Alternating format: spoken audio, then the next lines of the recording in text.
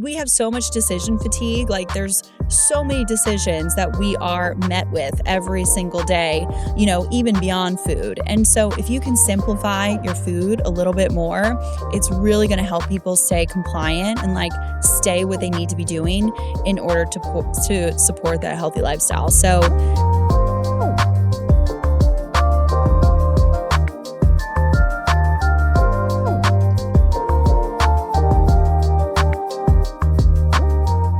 welcome to the Everything GLP-1 podcast. I have Amy Davis with us today.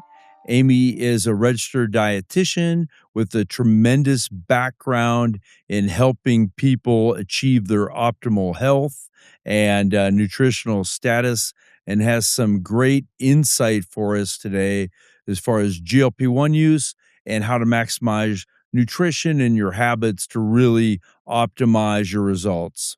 well, thank you so much for having me. I'm excited to be here and chat today. It is really good to have you. And once again, the podcast is really trying to bring value to all the patients who are trying to achieve their optimal health through weight loss on GLP-1s. And so welcome. And we'll get started and just have a lot of fun and try to deliver some real value to people out there listening. Yeah, absolutely. Excited to chat. And thank you again for having me, Dr. Lavin.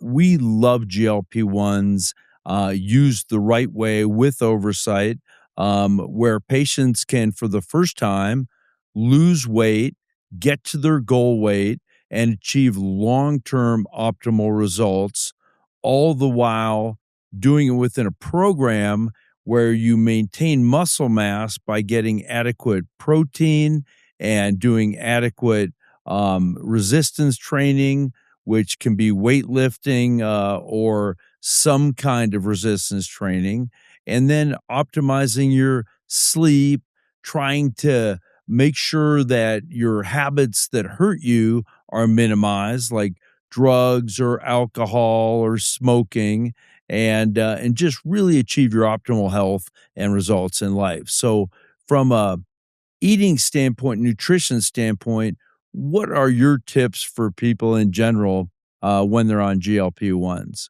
Yeah, absolutely. I mean, I think you hit the nail on the head when you said they've been such an incredible tool for people who, up until this point, have not been able to lose weight. I mean, I know in my practice, in my 10 years of being a dietitian, it has been a game changer for people who were doing all the right things, who were eating and exercising and sleeping and going easy on like the sugar and the alcohol, but they still weren't losing weight. It's really been able to move the needle for them. But nutrition is still incredibly important on GLP-1s because it can take your results that much more further. And also, it can just make it a more enjoyable experience because we do know there are some like minor side effects that come along with it. And nutrition can really make a big difference in managing those symptoms. So, if you had to ask me, like, what are my top 3 non-negotiables when it comes to nutrition for people on GLP-1s, I would say the number 1 is protein because people are losing weight at a quicker rate than normal. And so we want to preserve that lean muscle mass as much as possible. And so, when it comes to protein, we want to make sure we're getting protein at every single eating occasion, at snacks, and also doing a lot of education on like, okay, how much protein do I specifically need as an individual? Because that's going to vary a little bit based on, your height, your weight, your sex, your activity level. So really getting clear on like how much protein do I need each day? And then what are some really easy sources that I can always have these foods in my fridge, in my pantry? So talking about these really easy protein sources like Greek yogurt and cottage cheese, canned tuna, those individual salmon fillets that you can just keep in the freezer and pop out whenever you need them. So yes, we talk a lot about protein when it comes to, folks that are trying to eat well on GLP-1. So that's my number 1 non-negotiable. And then the number 2 thing would be non-starchy veggies. So, I want to make sure that people are getting what they need from a micronutrient standpoint, because every calorie is almost more important because everything really needs to serve a purpose because people are going to be eating way less calories than they did before. So when you're eating these non-starchy vegetables like broccoli, spinach, cauliflower, Brussels sprouts, these are going to be rich in micronutrients that we need on a cellular level, but they're also not going to contribute a lot of calories. They're also going to give us fiber.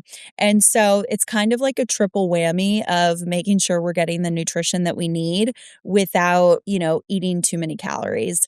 And then I touched on this, but the last thing would be fiber. So, you will get some fiber from those non-starchy veggies, but it's really hard to get to that level that, we need to be at, which is 25 grams of fiber for females, 37 grams of fiber per day for males. It's kind of hard to get there if you're not like being super intentional with your fiber. So we talk about what are some high fiber foods. So berries, especially raspberries, chia seeds, artichokes, like what are some really high fiber foods that we want to be including in most meals to make sure that we're hitting those fiber goals each day. So that was a lot of talking, but to summarize, top 3 non-negotiables: protein, non-starchy veggies, and fiber. That is awesome. I'm gonna kinda dive into those 3 areas with questions to help people because we're all about simplifying things. Everyone that makes things complicated, people get overwhelmed. It's too much. So let's start with protein. What would your goal be in protein, and what would your source be, and how can we make it easy for people? So, I mean, with protein, like I said, everyone's going to have a slightly different goal, but basically everybody needs to be eating like at least 100 grams of protein a day when they're on a GLP-1. And that's going to help with satiety. That's going to help with, making sure that people are feeling full and satisfied after their meals. And again, preserving that lean muscle mass. Protein is also one of the lowest calorie foods per gram when it comes to macros, so only 4 calories per gram with protein. So, yeah, we always start on like what is my individual protein goal and then go over those high protein foods. So those really convenient foods like I was talking about, the Greek yogurt, cottage cheese, even like a really high quality whey protein powder. I really like to have that on hand for like an emergency protein shake. And I'm a really big advocate of counting protein at first. And like, I'm not going to make anybody count calories. Like, that's just a waste of time. But just to know, like, okay, how much am I actually getting? And it doesn't have to be forever. Like, it can be like 1 to 2 weeks. So you can get a really good idea of, okay, if I spread it out throughout the day, which is the goal, right? We want to make sure that we're getting protein throughout the day because there's only so much you can absorb at one time. When you spread out that protein throughout the day and you're hitting those protein goals with maybe like 2 to 3 meals and a snack per day, people start to really get, educated on, okay, here's my little formula that I'm going to use to meet my goals each day. So, yeah, I'm a pretty big advocate for counting that protein, at least at first, just to know where you're at. And then it gets easier and easier because you start to like really understand those high protein foods like the chicken breast and the tuna and even some plant-based proteins like lentils and black beans and tofu that you can add to meals for even more protein, but also some healthy carbs in there as well. So, yeah, it's a little bit of education. It's a little bit of tracking at first, but it gets way easier over time. And I love the idea that you really need to count your protein, not forever, but for 2 or 3 weeks, because we have this idea that we get enough protein, but until you actually start counting what you're getting, like, I'm not close, like, I need to up it, so, Yeah, um it's insightful. and I find that in everything, like, with sleep, I love the Whoop with sleep where you can actually see, like, how much, really quality deep sleep and REM am I getting? What's my HRV? Is my sleep a disaster? And most importantly, what things impact my sleep, like alcohol or eating late at night or irregular sleep. So the same thing goes with protein. You really need to learn, how much protein am I really taking, and sometimes it can get overwhelming. Someone says, "You need to take, a gram per pound." I'm like, "That's a lot," "That's a lot of Yeah. protein," but at least work towards that, so you're getting a fair amount of protein. I love that. And there's so many different tools and, like, ways to calculate how much protein. I would say work with your healthcare provider, get a specific direct number from them rather than just, like, on the internet because it's all over the place, y'all, like, it's crazy. Sometimes I think it's just, like, completely unattainably high. So, yes, definitely have that conversation specifically with your healthcare provider. Tell me about, what kind of, micronutrients are we looking for, or what kind of healthy carbs should we be eating? We still want to be having balanced plates when it comes to, building meals while taking GLP-1. So, yes, protein is our number one priority, but we still want to be getting those non-starchy vegetables and we want to be getting some healthy carbs as well that contain fiber and B vitamins. And the fruits and veggies are really so great when it comes to, vitamins, minerals, antioxidants, fiber, and so we wanna be making sure we're getting enough of those foods. I like to say, like, 2 to 3 servings of fruits and vegetables at each meal. I know that could sound like a lot, but, like, if you're, like, cooking down, like, a veggie stir fry or something like that, you'll be shocked at how much you can fit in that pan. So, it's definitely doable, and it's really this is just gonna make sure that you're feeling good, you're energized, you're getting what you need on a cellular level, um, because, we wanna make sure that we're taking care of our health as well as losing weight, right? Like, we don't wanna and that's one of the biggest mistakes I see is, like, when people are just, like, they're not eating at all, but we wanna make sure we're still building balanced meals. Your portions are gonna be smaller, your calories are gonna be less than what you were doing before, which is why nutrition is so important. Like, every eating occasion, every calorie is that much more important because you wanna make sure it's really nutritious and supporting your overall health as well as your weight loss goals. So, yeah, like all fruits and veggies are great. When it comes to carbs, we want those fiber filled carbs. So, I'm a big fan of like brown rice, quinoa, sweet potatoes, even white potatoes are great too. Squash, those starchy vegetables like butternut squash. So, bananas, like those are all really great options when it comes to carbs that are also going to give you lots of nutrients as well. The whole, transition of eating healthy has to start somewhere, and some people eat so clean and healthy, and some people have never. So I tell people, just start making that transformation towards healthy eating. I fortunately have a wife who's very health conscious, and Mhm. I think twice a week, she cooks me this amazing salmon and sweet potato with Mm, olive oil, and it's so like the good. greatest meal, but it's such a great protein and healthy source. Uh, and so getting into the fiber is, super important with your whole biome and your transit time, your GI tract. What do you recommend as far as fiber? Yeah, so fiber is always gonna be coming from those plant-based foods. So, the foods that in so foods including fruits, vegetables, beans, nuts, and seeds. So, those are gonna be all of our great sources of fiber. And they're all carbohydrate foods for the most part other than, like, the beans. So, we still need our carbs. We're still getting lots of, like, great nutrients from carbs. A lot of times people just try to cut those out, but we still need them for sure, because that's where most of our fiber is gonna be coming from. And it's incredibly important for anyone, like you said, because fiber feeds the good gut bacteria in our GI tract, in our microbiome.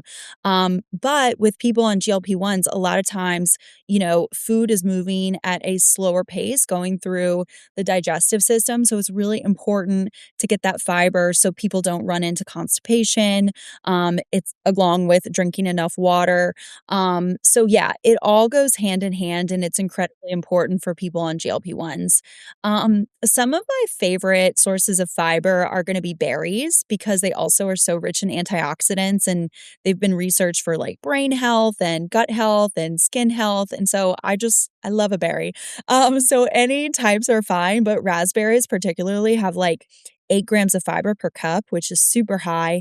Another one of my fiber superfoods are chia seeds. I don't know if you've ever had chia seed pudding, or you can also just sprinkle some chia seeds on top of like your yogurt or cottage cheese parfait, or even like on top of some avocado toast.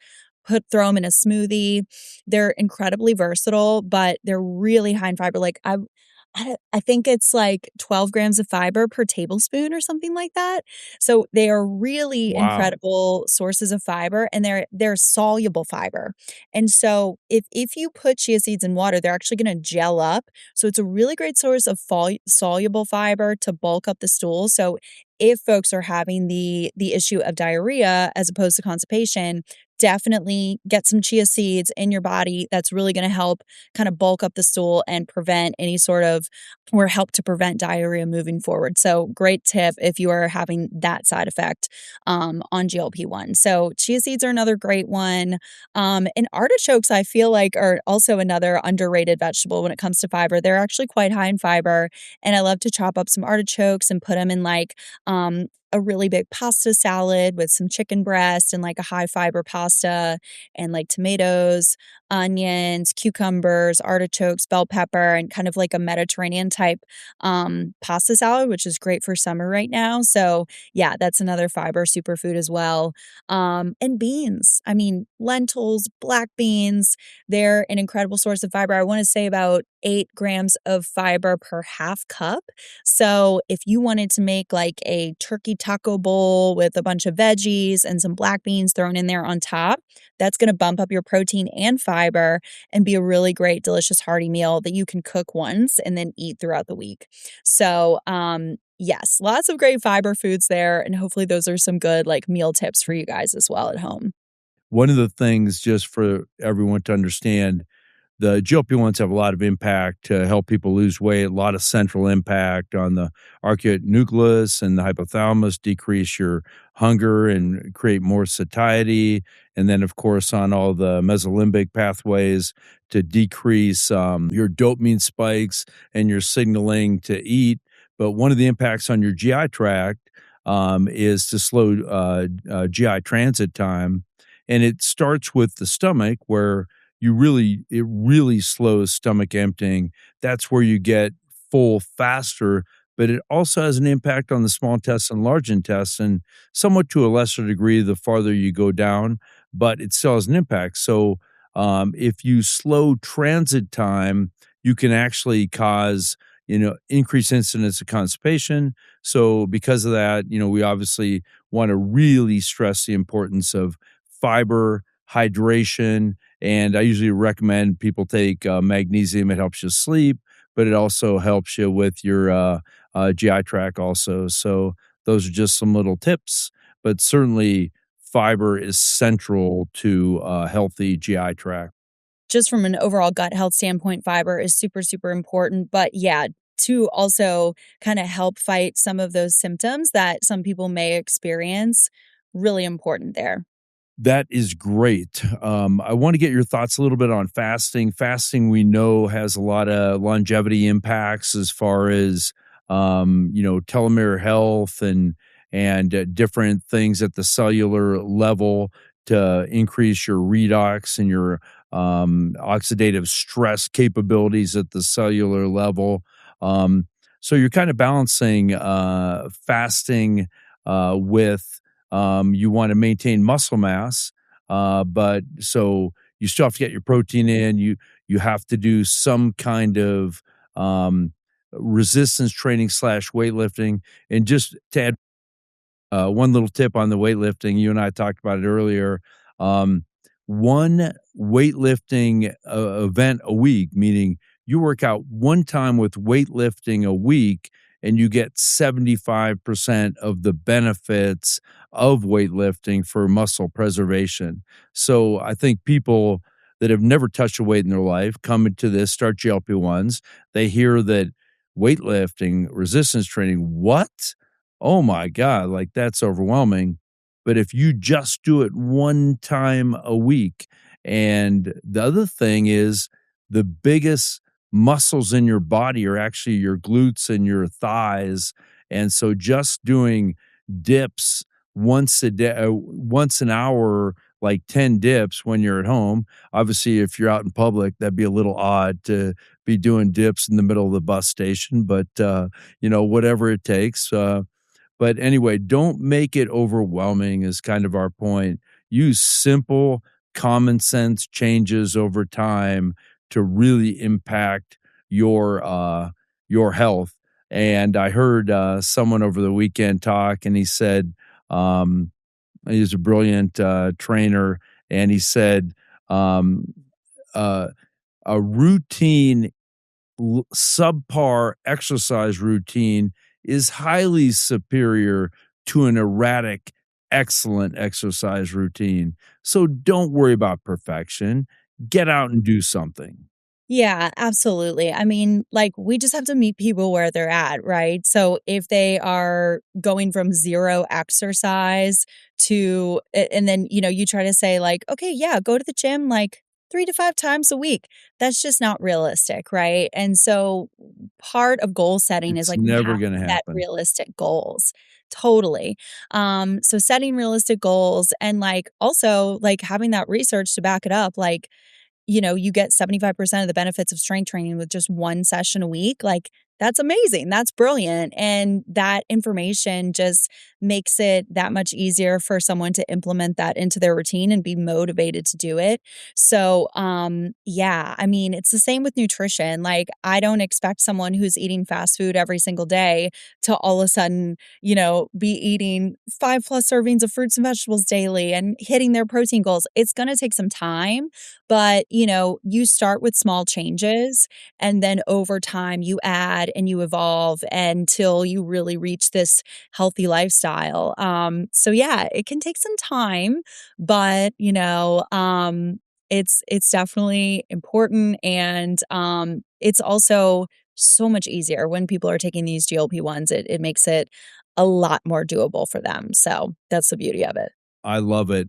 One thing I want to get into is the ultra processed food because over the past, whatever, 30, 40 years, we've gone from this very natural, naturally sourced foods to now this ultra processed foods that are readily available, cheap, but research shows if you eat ultra processed foods, not only are you unhealthy at the cellular level, you will gain weight. You'll eat way more calories. So, what are your tips to help people both recognize the ultra processed foods? Because, first, they don't even know what that means, part of the public. And second, avoid them and eat healthy. Yeah, it's such a great question and it's like a heavily debated topic right now. But basically like it's confusing because there is no central definition for ultra processed foods right now, right? Like you could have a can of black beans and that's technically a processed food because they put that in a can, but it's basically black beans and salt. And obviously that's a great, convenient healthy food that we shouldn't avoid that is actually going to help improve our health, but we have the more obvious things like the chips, the cookies, the sodas that are really high in sugar. So from a nutrition standpoint, everybody's still working on that definition, but yeah, like if you're seeing ingredients that are super super long, ingredient lists I should say, that are super super long, that's a good indicator that this is probably an ultra processed food. If it comes in a box, a package, if it's in the center of the grocery store, it's probably an ultra processed food.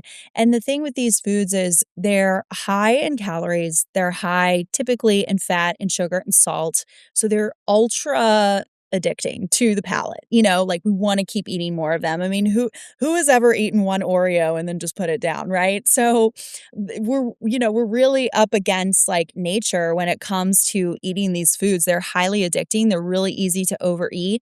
And they're also devoid in nutrients. So those micronutrients we were talking about before from fruits, vegetables, beans, we're not getting those vitamins, minerals, antioxidants, fiber. We're not getting really much much of those at all from ultra processed foods. Sometimes they're even stripped from the foods. So like in the case of brown rice versus white rice, they're pulling out the fiber, they're pulling out the B vitamins. And so yeah, that's why at a cellular level they're making people sicker. They're really affecting their health, and they're causing them to gain weight because they're very high in energy, they're very high in calories, but they're very low in nutrition. And so we're really essentially trying to flip that when it comes to how to eat, when trying to eat just a normal healthy diet, but especially if you're on GLP-1s and on a weight loss journey.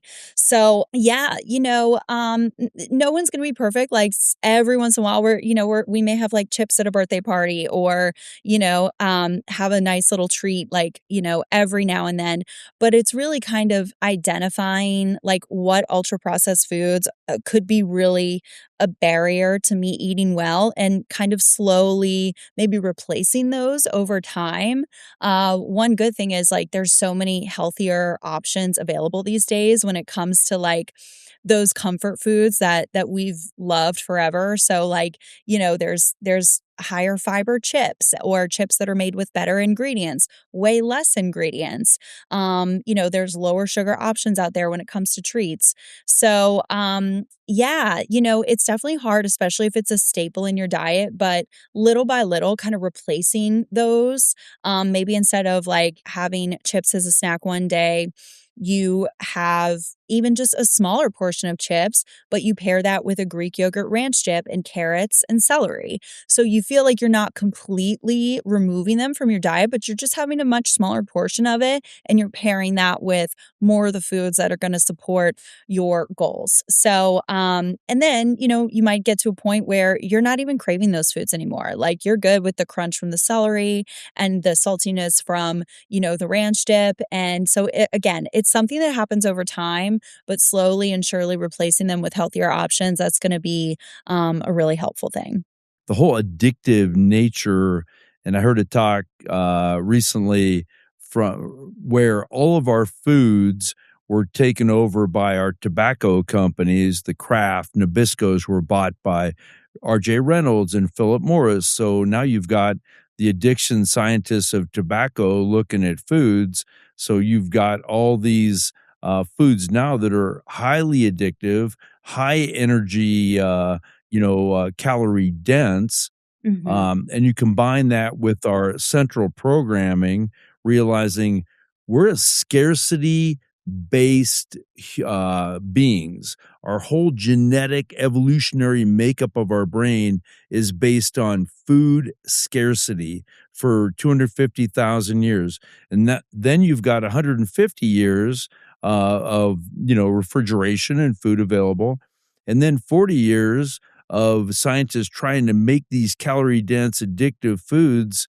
Well, no wonder, our society is blown up and become so unhealthy because all of these ultra processed calorie dense foods attack the cells at the cellular level, create all kinds of problems that we never had before with insulin sensitivity and hyperglycemia and oxidative stress and redox problems. So you're now dealing with things that you never dealt with 100 years ago. You have all these diseases, like Parkinson's wasn't a big deal 100 years ago, where today it's so prevalent. What the heck is happening? So, I really tell everyone, you are the CEO of your own healthcare. It is in your hands. What you put in your body impacts you long term. And so develop these habits that will make you healthy right now and give Mhm. you health and function lifelong. Yeah, absolutely. I mean, it makes a huge difference in your quality of life, right? So, the earlier you can really kind of like tackle some of these like bad nutrition habits and replace them with better ones over time, the better you're going to be for sure. And I always try to come at it from a place of, replacing or adding rather than just taking away. Like, obviously, we know we shouldn't be eating a ton of ultra processed foods, but instead of focusing on, like, oh my God, I can't have that anymore. Like, I miss my Oreos. I miss my this. I miss my that. I try to give people tons of different meal and snack ideas that they're excited about. Like, okay, what like healthy foods do you enjoy? Like, how can you have more of those? How can you experiment with different ways of preparing those? To where, you kind of get on a good rhythm of like, okay, this is my go-to, afternoon snack. Like I look forward to like my apple with peanut butter and cinnamon every single day. Or like, I love this, cottage cheese ranch dupe and I mix it with these like, like high fiber almond flour crackers and I have my like crunchy carrots that I serve with it.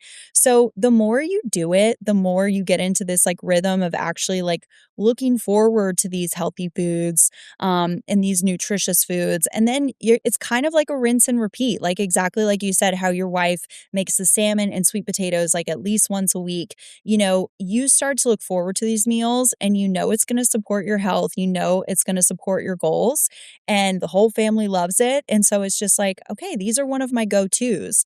So having like being a little bit boring with it actually can be really helpful because we have so much decision fatigue. Like there's so many decisions that we are met with every single day, even beyond food. And so if you can simplify your food a little bit more, it's really going to help people stay compliant and like stay what they need to be doing in order to support that healthy lifestyle. So yeah, don't be afraid to be a little bit boring and eat the same things. Once you figure out what you like if it ain't broke, don't fix it. I completely agree, and I feel so much better. Like, once again, we try to simplify. You don't have to change everything overnight. Just start by empowering yourself with education, and then you're gonna make the right choices because you're gonna understand how bad it is to consistently put ultra-processed foods in your body, and then I just feel so much better. So, yeah, this has been incredibly helpful. But for people, I want to really simplify it. Like, you know, get your protein, make sure you're hydrated, work on your fiber, add veggies to meals, and really avoid the ultra processed foods. Not 100%. I'm in total agreement with you that there should be no, I can't have that. If you think I can't have that, you want that. So we don't want that. We want you to have the knowledge to know what it does in your body so you can make the eyes wide open decisions over your life. Because for me, I'm 64, I climb mountains, I lift weights, I do everything, and I wanna do that for the next 40 or 50 years. Well, I know it's gonna end at some point, but I'm not gonna end it on bad decisions. I'm gonna end it on, the body just wore down or whatever.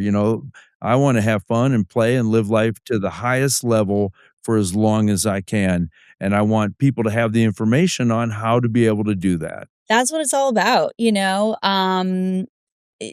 want to have lots of life in our years, not just, years in our lives. So that's where nutrition can really make such a big difference in how you feel and the energy that you have. And like even going into your 60s and 70s, feeling great and still, really living life to the fullest. Like that's essentially what we're all here for. We want people to have really rich, meaningful lives. So yeah, couldn't agree more. Great, Amy. Well, I really appreciate your time and your expertise and your time spent here. So, any parting thoughts or ideas you'd like to leave with everyone? You guys got our non-negotiables, make sure you're getting that protein, the veggies, the fiber, drink that water. And yeah, we're here for you, whatever questions you have to support you on your journey. It's definitely, a worthwhile one for sure, taking care of yourself and taking care of your health. And yeah, we're excited to continue to be a resource for you. All right. And we will be in touch. And Thank you for listening to another Everything GLP-1, and we look forward to seeing you next week.